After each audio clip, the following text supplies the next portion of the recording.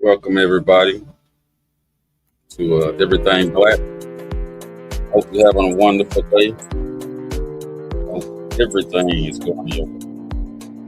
But today I want to come on,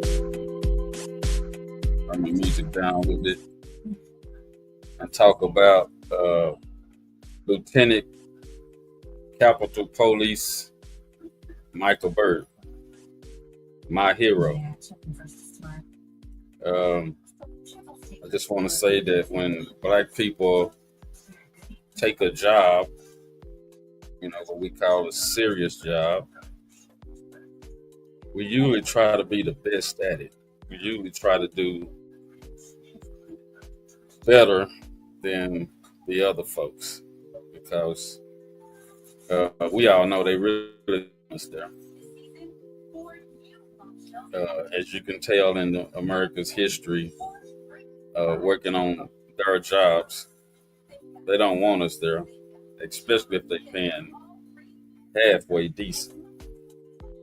We have to fight for every damn hour, every damn minute, and then we have to look around and hell, they ready to fire us, you know, when we're trying to do a decent job. Um, we're just there to, use this little resources that they give us to feed our entire family. You know, I raised, I was married young, and we raised 6 kids. And man, I tell you, that was the hardest times of our lives, especially me, young dude trying to take care of a wife and 6 kids. All the kids were mine. No, we didn't have any outside kids. Um, but I just wanted to take time out of my day to recognize a hero to me, and I hope he's a hero to you. On January the 6th, you heard about all these people breaking into the Capitol and in Washington D.C. and trying to take over. Well, all that worked until one gunshot. Um, then they got their ass on the ground and turned around. Just one gunshot. Think about that. Just one black man stood his ground, took care of whatever he needed to take care of that day. Now, you will hear probably on other channels or other races talking about he's a murderer. I think Trump said that. President Trump said that. You know, I mean, everybody got their choices, and Trump is just another person on the planet who got his opinion. In my opinion, the man, and not only my opinion, but the court opinion, that the man did a righteous job. The man did the right thing. He took care of the people in Congress, and also I might not show it on this video, but he helped all those people, he kept them alive, all those senators and House representatives. He was the only man between them and that crowd. Now it was other cops, but to me they was cowards. They was bagging up while everybody was breaking into the Capitol. They was just letting them come on in. Even there was so-called FBI undercovers or FBI people there or federal police or whatever was there with them. They all allowed these people to come through. Because you know why? Most of them was white and they were scared. They were scared to handle business. But thank God for this one brother, Michael Byrd. He said, hell no, I'm doing my job today. Now, they're going to say that Michael Byrd was a terrible, reckless police officer. They always try to dog us. Once we do something heroic, they try to find something wrong. Either way it go, whether he was a bad guy or good guy, on that day he was a hero. And I just want to take time my day to say thank you, Mr. Lieutenant Capitol Police Micheal Byrd. I'm taking time out of my day, and I hope you take time out of your day. I hope you watch and like this video and say, hey, yeah, we with you. We want to thank Micheal Byrd. And I'm finna show a little bit of Micheal, my hero. Fair use YouTube, Facebook, and whoever else. This is educational purposes only. And I just want to introduce the world. If y'all don't know this guy, y'all might need to know this guy. Let me see if I got him on the screen already. Hold on 1 second. Yeah, I got it. Okay. And I just wanted to share the screen with y'all and let this man talk out of his own words.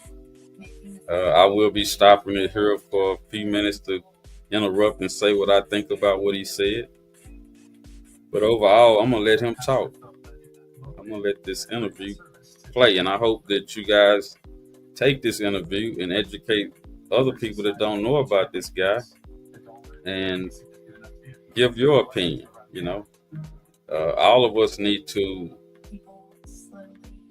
give our honest opinion on what we see on this planet. You know, sometimes we might be wrong about what we say, but if we saying it in truth and then we get corrected later, we can get corrected. Okay.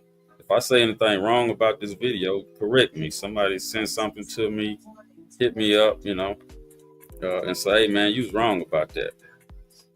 And if I feel like I was wrong, I mean, if the truth is the truth, you know. So here we go. Let me let you talk in his own words, Mr. Micheal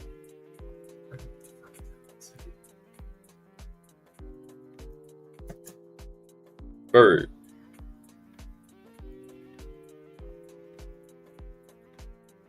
Go back. Name has been battered about on the internet, but you've never been officially publicly identified. Do you want to tell us who you are? My name is Micheal Byrd. I'm a lieutenant for the United States Capitol Police. And on January the 6th, I was the commander for the House Chamber Section in charge of the security for the United States House of Representatives. Typically, when an officer is involved in a high-profile shooting, that officer is identified publicly. Why wasn't your name identified? I believe it was because of the threats, the vile threats and conversations and chatter that's been expressed about me and my actions. Threats against your life? That is correct. Could you give us the nature of some of those threats? They talked about, you know, killing me, cutting off my head, you know, very vicious and cruel things. Racist things? There were some racist attacks as well. Okay, hold up for a minute. Let me say something. Of course, right it's here. all disheartening. Why did the interviewer, I can't think of his name right now, but he's a well-known guy on NBC. Why did he throw in the racism? Now, if Mr. Byrd wanted to say racist things that was said about me, Mr. Byrd would have said it. But for some reason, he had to say racist things, and then he looked as if he was kind of laughing. I don't know if y'all caught that or not. Let me rewind that. Now, check out Threats, the vile threats and conversations and chatter that's been expressed about me and my actions. Threats against your life? That is correct. Could you give us the nature of some of those threats? They watch this. Talked about, you know, killing me, cutting off my head, you know, very vicious and cruel things. Racist things? There were some racist attacks as well. Let's go back. The vile threats and conversations and chatter that's been expressed about me and my actions. Threats against your life? That is correct. Could you give us the nature of some of those threats? They asked for the nature. Talked about, Fair killing me, cutting off my head, very vicious and cruel things. Racist things? Now look at his face. Racist things? Why did he say that?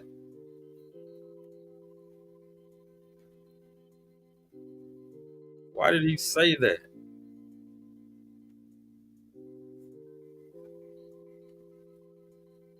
Why did he say racist things?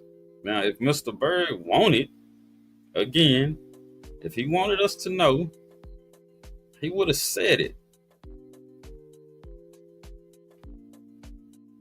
Why did he throw that in there? And then look at his face.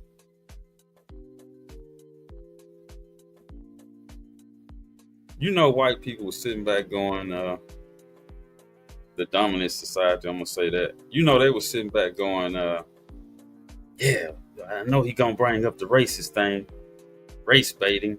You know what I'm saying? Now, if it would have came out of Mr. Byrd mouth, I would have just went with it. But it came out of the interviewer's mouth, which made me think that he's trying to either throw the case off or he's trying to start up something. And I know he ain't genuinely concerned about what this guy is saying. Because if he were, he would just let him talk. Let him say how he felt about it. If he had something racist to say about the things that people were saying, he would have said racist things. So that concerned me, that part right there. Why did he throw that in there? So let's continue. There were some racist attacks as well. Of course, it's all disheartening because I know I was doing my job. We're going to talk about the events of January 6th in a moment, but this is something I don't normally ask people that I interview, but in your case, I've got to ask you. Why do you want to tell your story? Why do you want to be public now? Wait a minute. Before he answers, I want to say, why did he ask that question when he normally don't do that?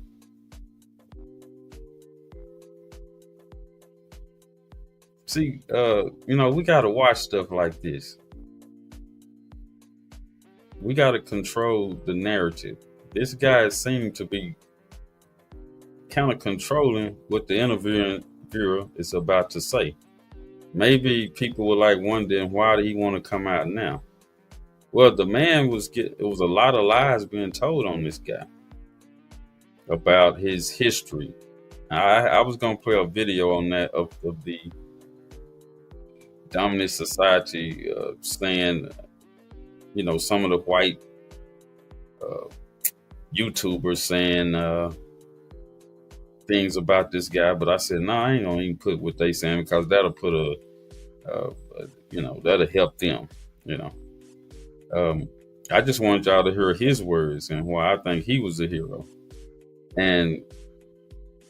But I'm just wondering about this interviewer guy, why is he leading this guy to say things that he really don't need to say?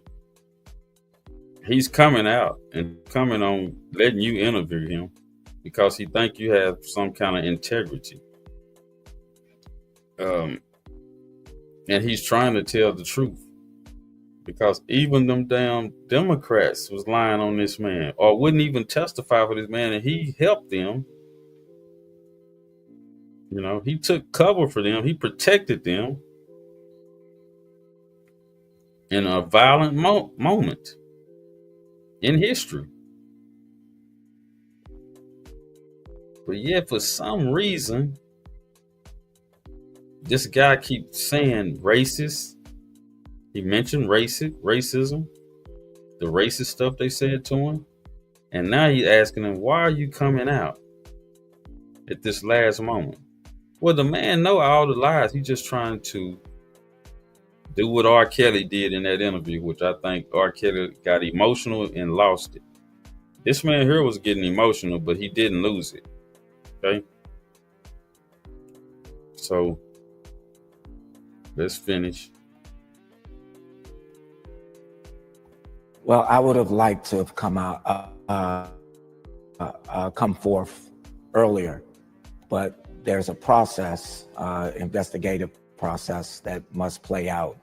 I was cleared by the DOJ and FBI and Metropolitan Police, and then the process can't start until that process is completed for U.S. Capitol Police to do their internal administrative investigation. But given the nature of the threats that you described, do you have any concern about showing your face and identifying yourself? Of course I do.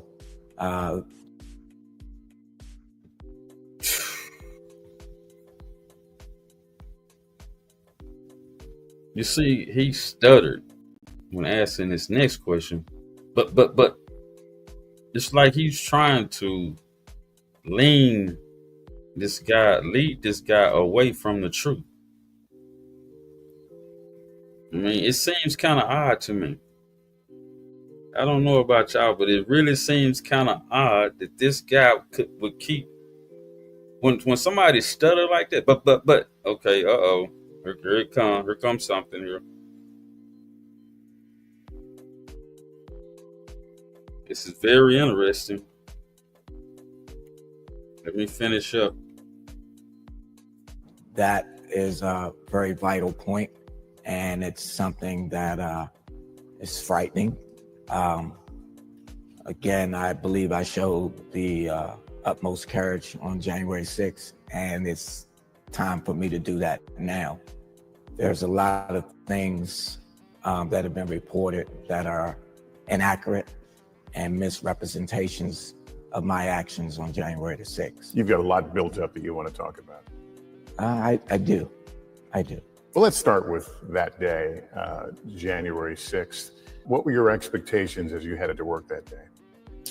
It was the expectations after we planned. We spent a week before going through our threat analysis and planning and making sure officers are aware of their assignments and their comfortability with what they were asked to do for that day.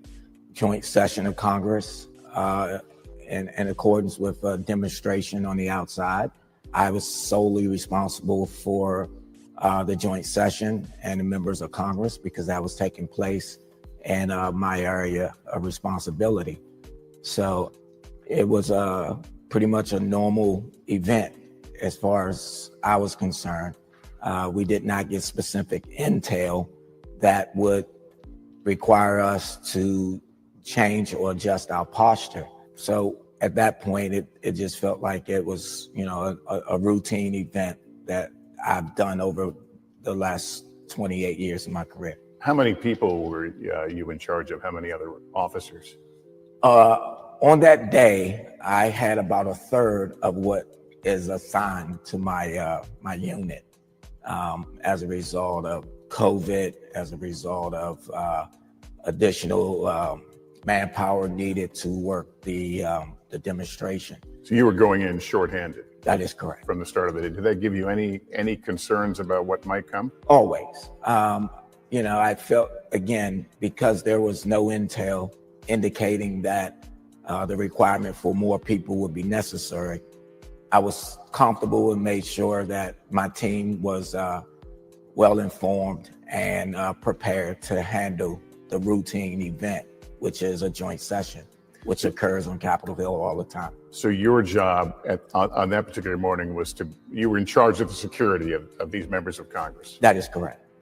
And the area that we see you in ultimately, when the shooting takes place, could you describe where that is in relation to the House chambers? It is essentially a part of the chamber. It's steps, literally short steps away from the actual chamber itself to my area of responsibility. Before we see your arm and see you now in that area where people are trying to come through the door, had you talked to members of Congress and briefed them on the situation? Exactly. One of the things in preparation prior to them breaching the rioters breaching the Capitol building. It is my responsibility to inform the members of Congress, the Sergeant at Arms, and the members of Congress that the protests had escalated into a riot and that officers were being assaulted. They were attempting to breach the building. They've been using chemical agents outside. There were pipe bombs found, weapons discovered and confiscated. They were using weapons on members of the law enforcement community. So you're briefing members of Congress on what you know. That's correct, as this stuff is being reported to me over the radio. What did you tell them in a way that they could be safe? One of the things is part of our training and the exercises we conduct. I informed the members that they need to gather their gas masks, which we have in a specific location on the floor, and instructed them at that time to be prepared, how to use it and to be prepared to don the mask in the event that the threat escalates closer to the House chamber. Did you at some point give them tips on how they might blend in? One of the things that was imperative as the breach had entered the Capitol building was to inform the members to remove their pens to allow them to blend in somewhat. We asked them to remove their pens. Members of Congress carry a pin on their lapel. They have a pin that identifies who they are. That's part of the security initiative that allows them access throughout the building.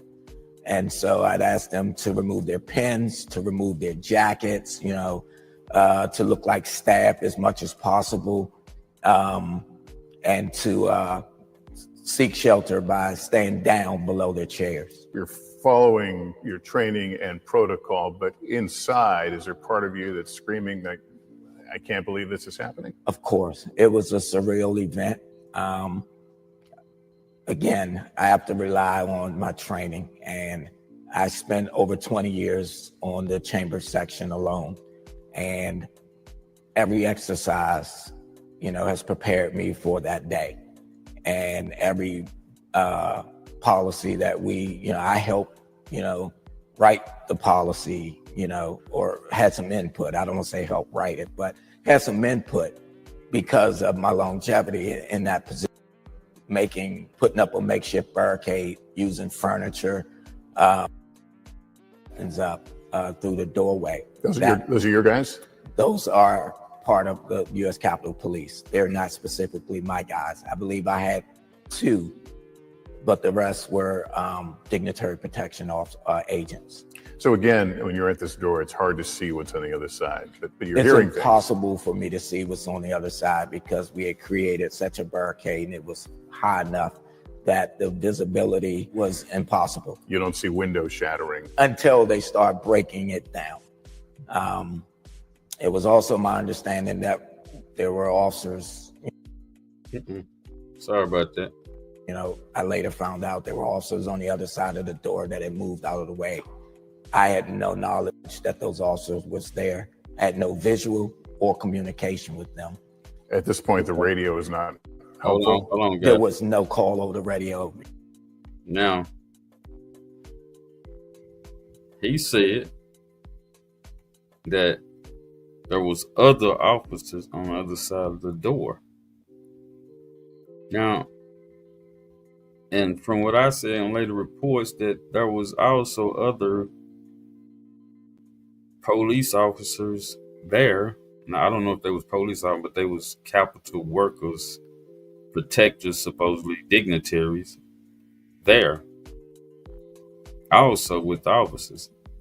And all they kept doing was bagging up. You saw all through, I don't know if y'all watched the whole video, but if you do watch it, you'll see how they are just bagging up, letting the people do what the hell they want to do. And they started telling them to stand down, stop, and they keep ignoring orders. They did that throughout the whole building. If y'all go back and watch the videos. This is my hero, so I'm just showing you my hero part, Now, there's other parts to this. I'm just showing you my hero. Explaining to me that these officers were there. I don't believe they tried to dispatch or inform anyone that they were present.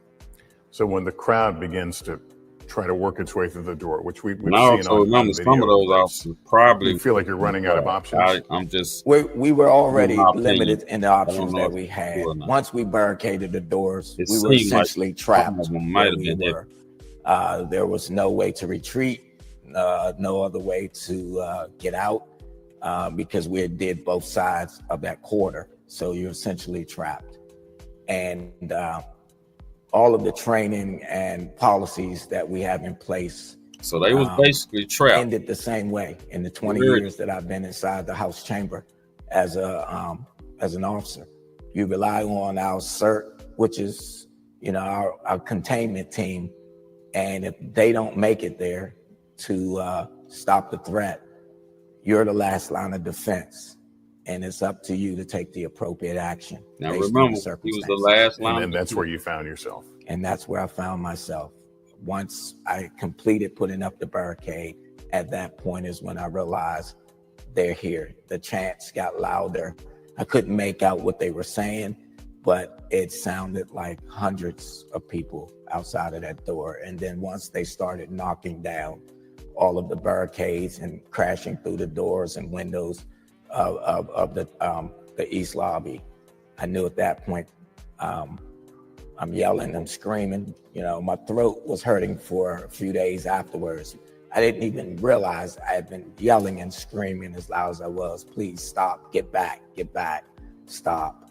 Of course, we had our weapons drawn. It's part of our training. You had shots fired onto the house floor. No, I didn't see those other. You're trained to take a tactical defensive position and, prepare for the threat. In your long career, have you ever withdrawn your weapon against a potential threat? There is a time, but I've never discharged my weapon in the course of that action. But there has been times when we had to draw a weapon. The lawyer for the Babbitt family says that you didn't warn, you didn't offer a warning. What were you saying as you held the gun? Get back, stop, get back. Was a warning. No, stop, get back, repeatedly screaming. And I know it was difficult for anyone to see me verbally speaking because we were wearing the masks because of COVID, but he wasn't there. I was there. Right. I know what I was doing. Right. And it's possible the people on the other side of the door couldn't hear you either. It is possible. I later found out through a video, that one of the protesters actually yelled to all of the participants that was there, trying to break in. They've got their guns drawn. Back up. Wait a minute, So I can't speak what they heard. I know what I was doing. I was following my policy. I was given as much warning as I possibly could. I was yelling literally at the top of I think I hurt my throat. They talked. Man, I knocked the spot back, but I just want to say this. If you watch the video on January 6th, the protester the rioters did yell to the other members, hey, he got a gun, bag up, hold up. He was telling them to hold up, back up, chill out, he got a gun. But that one protester who got shot, or a rioter, at this point they was rioters, she jumps up there, jumped through the little hole in the door there, and tried to pass through. And one shot, boom. I'll let him talk about that. Now, the interviewers seem to try to throw this guy off. I don't know why, but y'all just watch, see what I'm talking about. I'm trying to get to that part. Did you know who you shot? I had no clue. I didn't even know it was a female until hours way later, sometime later on that night, before I even found out that it was a female. And, you know, because the call of shots fired had went out, you know, it was later I, you know, found out that the subject did not have a weapon, but there was no way to know that at that time. It doesn't matter. And I could not fully see her hands to obey command. or what was in the backpack or what the intentions of. But they had shown. Let me say this. I have been a correction officer, right? When you tell somebody, you give them an order, you say, hey, step back, stop, don't do that. Whatever you say after that, don't approach, and they keep approaching, you can, at that point, use whatever necessary to stop the threat. Now, this dude had hundreds of people coming at him. Hell, he don't know what their intentions was. Okay? They beat a few officers after, you know, according to what I understand. So he was the last line of defense. Now, they had already got all the way into the last line of defense. He had to defend himself. He had to stand up. Now, like I say, all those other officers, I don't know what the hell they was doing. The only word you can call them is cowards. This was the only man that stood up that day, and when he fired that shot, everything stopped. All the bullshit got cut short. You know, if you're a real mother, getting shot or no, somebody gets shot or not, if you're gonna break in and do something, you're gonna do it then. But like I said, when the shot got fired, all the bullshit got real. Everything stopped. So you gotta say, this is the hero. This man saved thousands of lives that day.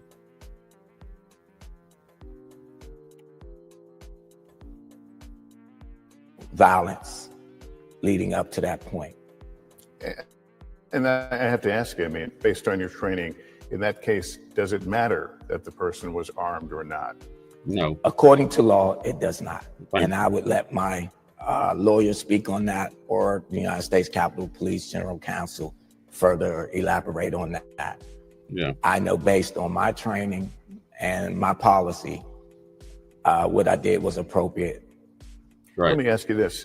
After you fired, did the threat appear to cease? It did. Hell yeah, it did. No one else attempted to enter That's into right. that hall. After the shooting.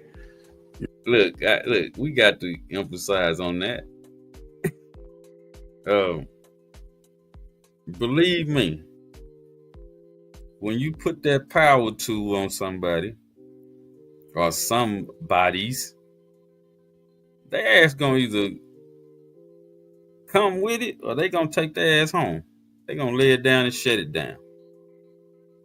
The power tool don't play. And you can talk all you want, but when you put that power tool on somebody, oh, the shit get real. Okay?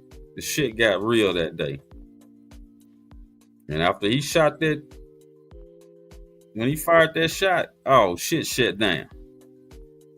All that old rioting and acting back and talking about whooping ass, all this old bullshit they were doing. Oh, the shit got real then. See, when you pull that power tool out and you fired, oh yeah. Everything got quiet, let's put it that way. They went their ass home. Or they went to jail.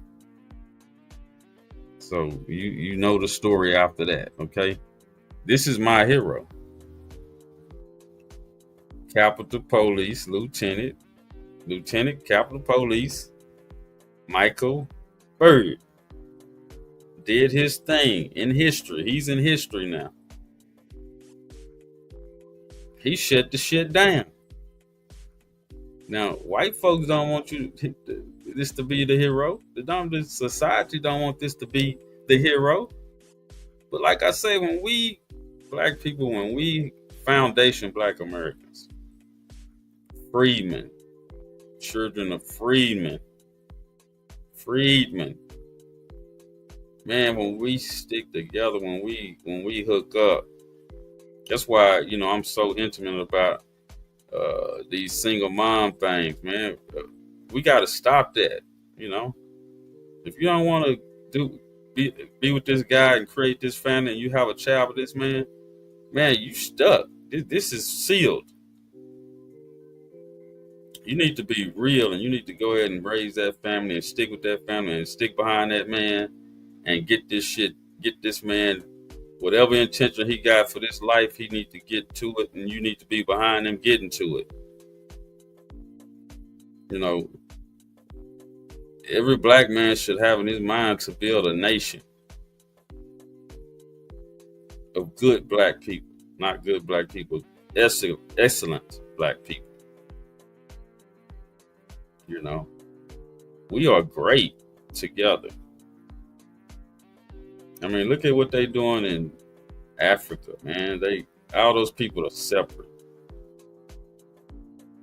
Look at all the other diaspora, all these other immigrants, man. They separate. That's why they can't get shit done. The only reason white people got shit done because we were together on what we were doing to try to fix this thing in a bad situation. Every black man got a bad situation story, man. Every foundational black man that got it from the mud, we got a story. We got a great story to tell.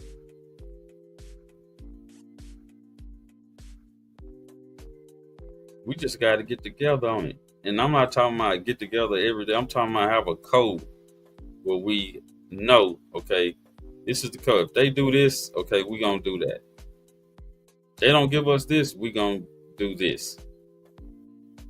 If they don't give us this, we gonna do this, and we gonna get that. It's just some rules that we follow, codes. Codes is something that works. If you don't understand code, go listen to Neely Fuller Jr. He will give you the codes.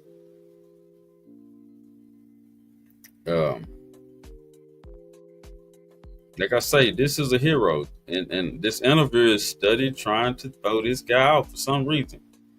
I'm hoping that they talk about what happened through the trial. So let's get on through this story.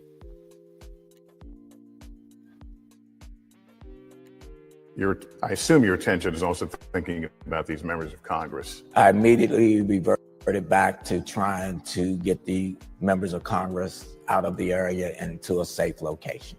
We're given some time then after the shooting to be able to do that. Not much time. I immediately, again, I wasn't the one that stayed with the subject. Again, at that point in time, my responsibility is the safety of the members of Congress. And right. I immediately went to try to provide a safe route for an evacuation for the members of Congress and advising them which way to go and how to proceed. We had a few members that are, I don't want to say disabled or have, disabilities, limitations as far as being able to run or move fast. And some of those individuals were directly in the lobby with me at the time of the incident. As you likely know, there have been some who have elevated Ashley Babbitt to the status of a martyr. I'm curious how you react to that. I have no reaction to that. I know on that day, there was a lot of people injured and several people died. And my heart goes out to everyone involved on that day that got injured or passed away. What should we make of the fact that there were other officers in other potentially life-threatening situations who didn't use their service weapons that day? I'm sure it was a terrifying situation. So again, he goes back and he asks this guy, what about the other officers? You know, why didn't they use their gun? Well, it don't matter what the other officers did, man. When we got to this man, he stood his ground. He did his job. Now, we can't say that about the other guys, you know. When you know, only thing you say about them is the only word that comes to mind is cowards.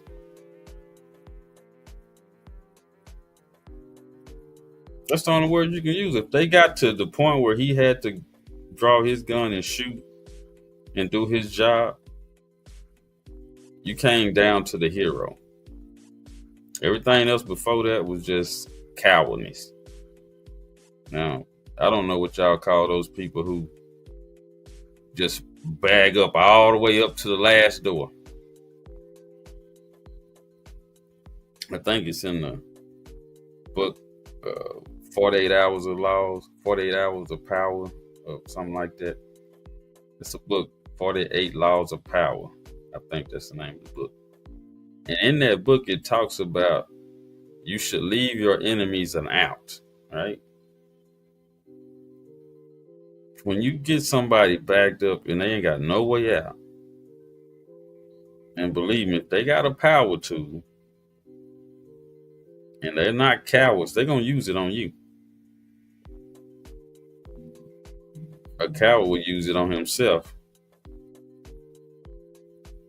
But a hero will use the last goddamn bullet on you. Because he's defending himself. Black people, there's a difference between defending yourself and attacking somebody. The dominant society, the white supremacists, they attack innocent people. They attack weak people. It's 5 or 6 of them against one. Sometimes it's hundreds of them against one person. And those are cowards. This man stood his ground by himself. Basically, he said he had 2 officers on the other side of the door. They didn't do nothing. They didn't pull their gun. If they pulled their gun, they didn't use it. And I think the Black Panther said, if you got a gun, you pull it and you don't lose it, you're going to lose your life. I mean, that's what they basically saying. You're a coward. You should kill yourself. You got to defend yourself. You cannot let people run over you. And believe me, if you got a power tool and you don't use it, you pull it and don't use it. I think Tupac talked about that in an interview. Come on, people. This is my hero. This should be America's hero. He saved a lot of people's lives that day. That's according to Congress. That's according to the courts. And I can only control my reaction, my training, my level of expertise. I cannot speak why they would not, or why they would have or should have. That would be upon them to speak for themselves. Former President Trump has talked about you and this incident. He says she was murdered. What does it feel like to hear that from a former president? Well, it's disheartening, but the only other thing I like to say to that, I mean, there he goes again, asking us a question that has nothing to do with anything. Y'all know Trump gonna say a whole bunch of bullshit, man. That's what he is, a lot of bullshit. But who cares what President Trump think? When you defending yourself, who cares what anybody think? When you're doing your job, when you defending yourself, you standing up for something. You standing up on business. You standing on business. 10 toes down. He didn't run. He didn't flee. See, Foundation Black Americans don't flee. We don't run. We stand. And we standing in this racist society. He's standing up for people who don't really give a damn about him.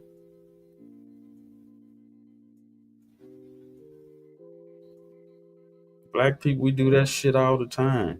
We stand up for people who don't give a damn about us.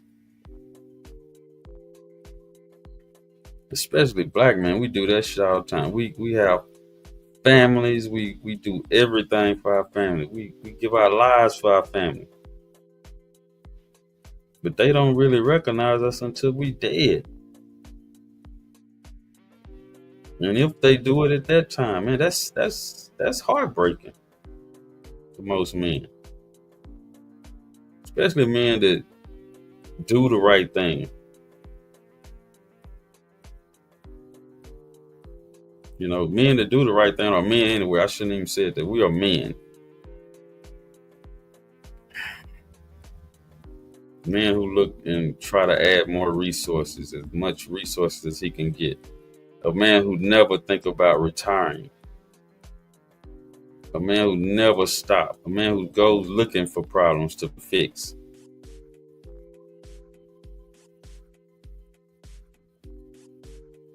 As men, we should be like, what a problem at? This one big problem we have is racism, white supremacy. This is our one big problem. And all of us black men should stand for something and die for this shit. We got to get rid of it.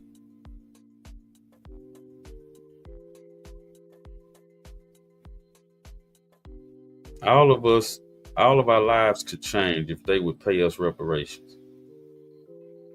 Money that they owe.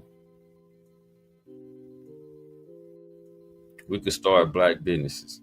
We can start pretty much a black nation with the finances that they owe us. We would go straight to the heavens with our abilities.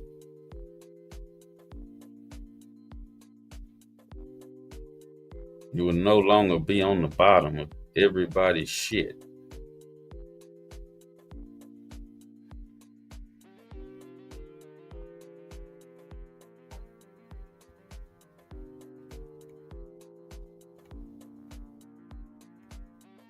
I spent countless hours, days, months doing threat analysis, doing evaluations, attending briefings, walkthroughs, escorts, coordinating with Secret Service that protects the president. There's pictures of me that have circulated that my wife was receiving doing joint sessions and State of the Unions or when he was present. And I'm right there behind him. And I've escorted him on numerous occasions when he's visited the Capitol. And if he was in the room or anywhere and I'm responsible for him, I was prepared to do the same thing for him and his family. Would you have his back today if you were so assigned? I sure would, because it's my job.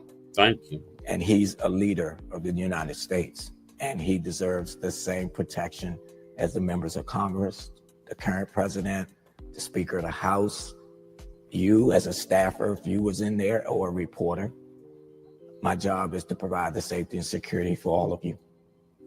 Member of Congress described you as lying in wait. The attorney for the Babbitt family says that you ambushed her. What is it like to hear those accusations, and how do you respond?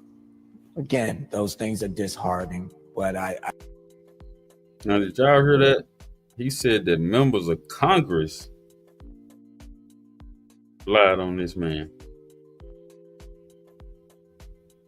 Not only the lady's family, but members of Congress. These are the people he was protecting. You see what I'm saying? These are people who he was giving his life to protect. And when it came to court time, they flipped on him.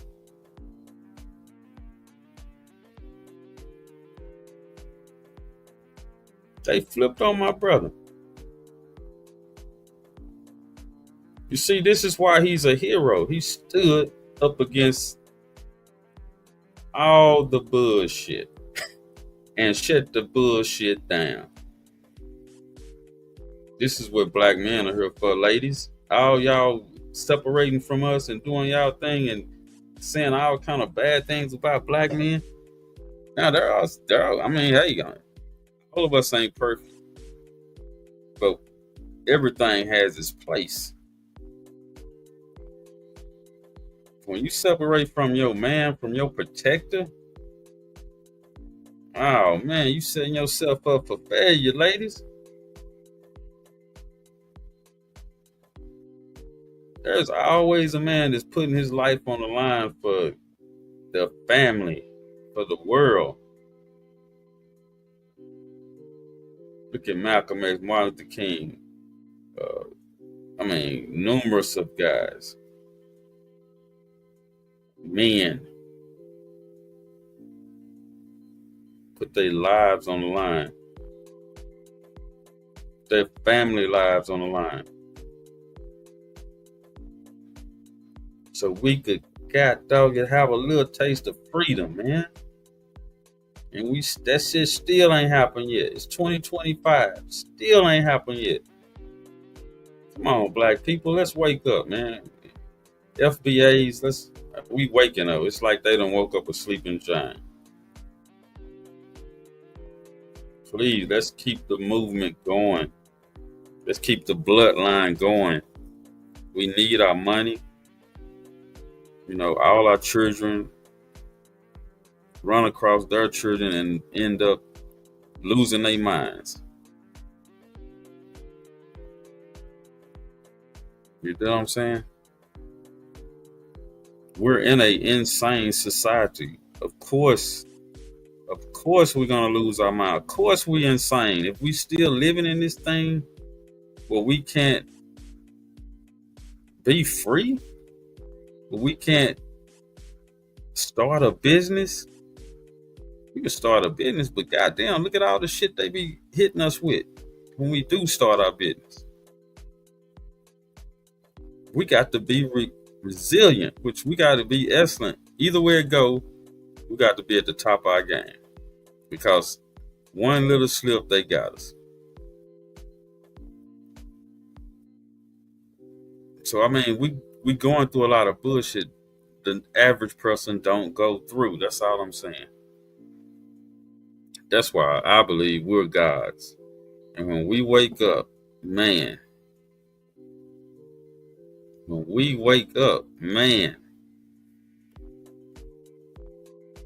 let's get back to this.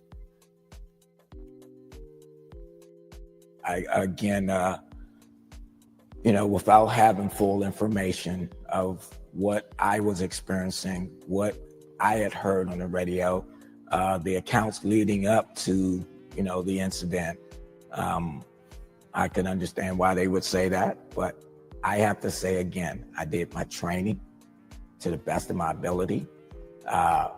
The information that was provided to me, I tried to protect members and keep them out of harm's way as best I could. When they announce shots fired, it's appropriate to take a tactical defensive stance and posture to protect myself.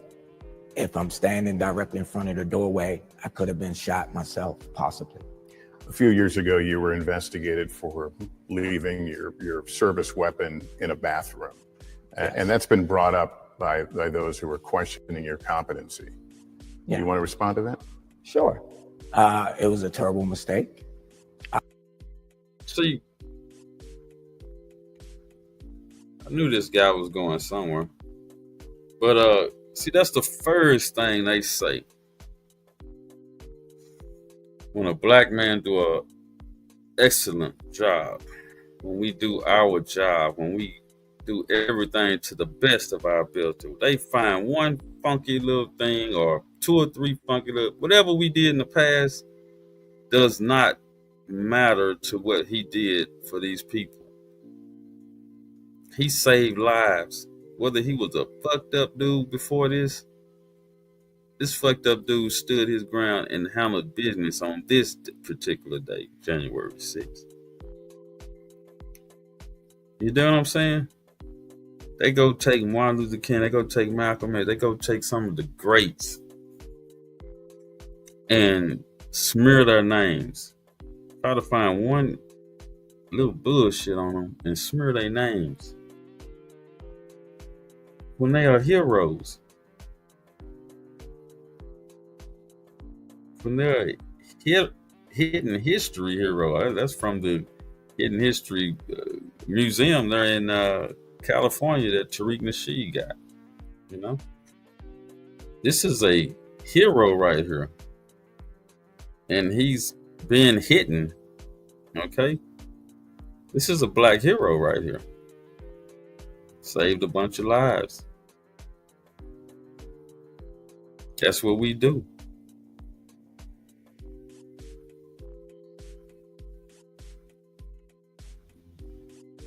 And they trying to demonize the brother. I acknowledged it. I owned up to it. I accepted the responsibility.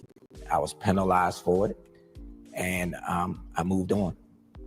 We discussed this at the beginning of the interview, but your name has been withheld through official channels, and that's unusual in cases where a police officer is involved in a high-profile shooting. Did you get special treatment? Of course not. No way. The threats, the vile, angry people viciously attacking me without full knowledge of what my duties and responsibilities were for that day. You know, there's a thing called rules of engagement. He asked him if he got special treatment. Well, I be damned. If he got special treatment. He got special treatment, all right.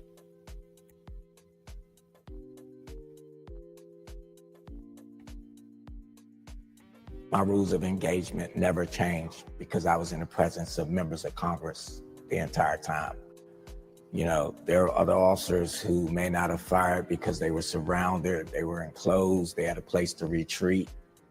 I had none of those advantages to me.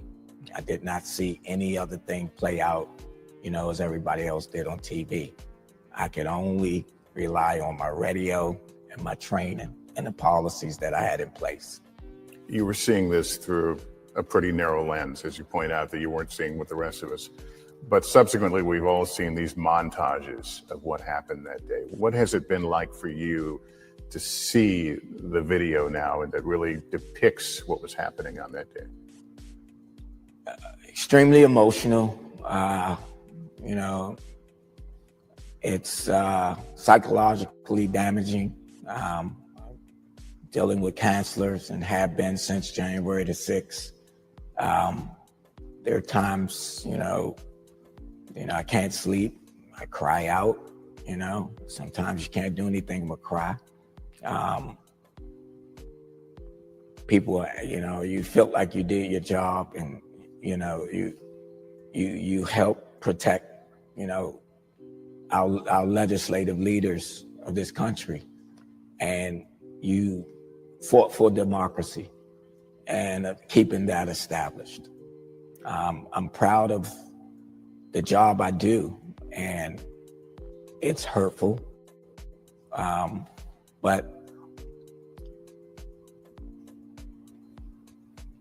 you know, I'm sorry, I'm getting a little emotional just thinking about the attacks, the threats, things like that. Your life has been turned upside down. Yes, it has. You hoping to regain it? In some form or fashion. I just know that this form of life is not appropriate. Not appropriate for somebody who risked his life, his livelihood, to save lives of people that make the laws and rules for this country. And you know, you would hope that that's enough. That man did his job. Capitol Police. Man, he really want to say, hey, I saved their lives and these assholes turned against me. Now, from what I understand,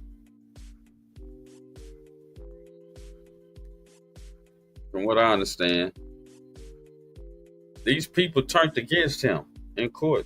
Those congressmen, they was gonna get this man for murder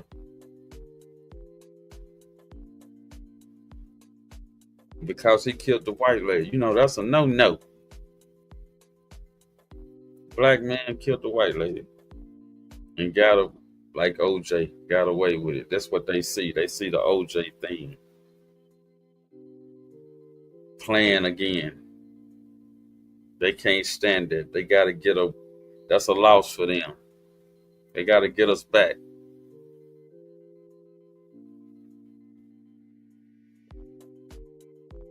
Like I say, this is my hero. And I'm going to go ahead and let him finish speaking, then I'm going to end the program. Police in their press release after exonerating you said your actions potentially saved members and staff from serious injury and possible death. What was it like to hear those words, to see those words? Those words meant a lot because that's exactly what I did on that day. That was my mission. That was what I prepared for. And it's rewarding and refreshing to hear that. What do you want us to know, particularly critics, but all of us? What do you want us to know about what it's like to take a human life? It's always difficult. It's a decision nobody wants to be faced with in law enforcement. Why did he do that? See, it's always on the black brother to explain when we take their lives. This man took a white life.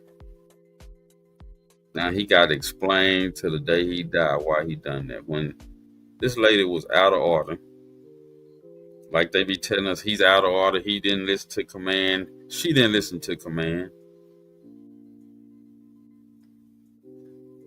He gave command, he followed his due diligence, he did his job. This man is a hero. This man, according to your own courts, he saved lives.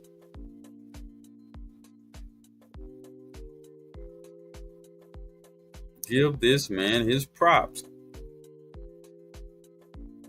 This man is a hero. There's unfortunate circumstances that put you in that position, and you have to have the courage, the mental fortitude to follow through with what you've been trained and prepared for. And I think I did that to the best of my ability. As I said, your name is... And I'm going to end the show right there. You heard what he said. He did everything to his best ability, and that's what we have to do. Foundation Black Americans, we have to do everything to our best abilities. When you lay down at night, before you lay down at night, take an account of the day. Did you do everything in your best abilities?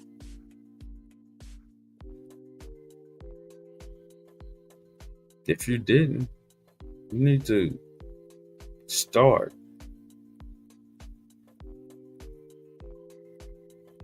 I'm trying to do everything in my best ability. I'm tired right now. And I had to do this show. I had to say thank you to this brother. I wanted him to know we didn't forget you. We haven't forgot you. We appreciate you. We salute you. Mr. Capitol Police Lieutenant Micheal Byrd. Everything Black.